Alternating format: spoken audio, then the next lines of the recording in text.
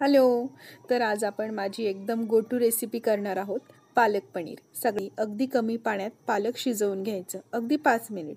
मग आईस क्यूबमध्ये ती भाजी टाकायची, कारण त्याचा कलर मेंटेन राहण्यासाठी. त्यानंतर मिक्सर जारमध्ये कोथिंबीर, मिरची, पालक छान ग्राइंड करून घ्यायचं.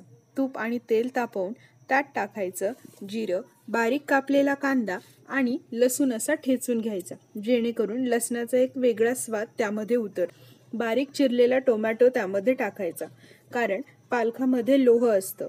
कुठल्याही आयर्न रिच पदार्थामध्ये एखादी आंबट भाजी टाकली की शरीरामध्ये लोह छान शोषलं जातं. त्यानंतर पावडर मसाले म्हणजेच लाल तिखट, गरम मसाला आणि धनेपूड टाकून घ्यायचं. त्याच्यानंतर त्यामध्ये पालक प्युरी टाकायची. त्यात 2 चमचे दही टाकायचं.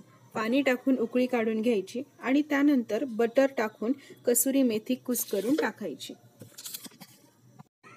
आणि हो, त्यामध्ये थोडंसं बेसन पीठ पण टाकायचं, जेणेकरून भाजीला एक संथपणा येतो. नंतर तुपामध्ये लसण टाकून छान तळून घ्यायचा आणि त्याची फोडणी द्यायची. भाजीचा रिचनेस वाढवण्यासाठी फ्रेश क्रीम टाकायची आणि झाली आपली भाजी तयार. तुम्ही नक्की करून पहा, कारण ही रेसिपी माझ्या आईची आहे. आई कधी चुकत नाही, तसंच तिने शिकवलेल्या रेसिपी पण कधीच चुकत नाहीत.